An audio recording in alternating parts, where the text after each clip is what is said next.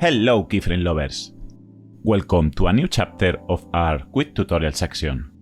Many times it can be very useful to export or save an image from a video to use it as a thumbnail or cover for social media. First, select the frame or image you want to save. Then go to Composition. Save frame as File. Let's select the folder where we want to save our image and give it a name.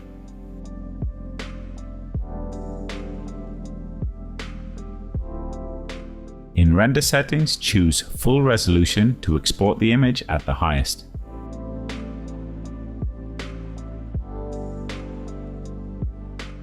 Once done, go to the Output module and choose the format. I'm going to select JPG and click OK again. Then click on Render, and that's it.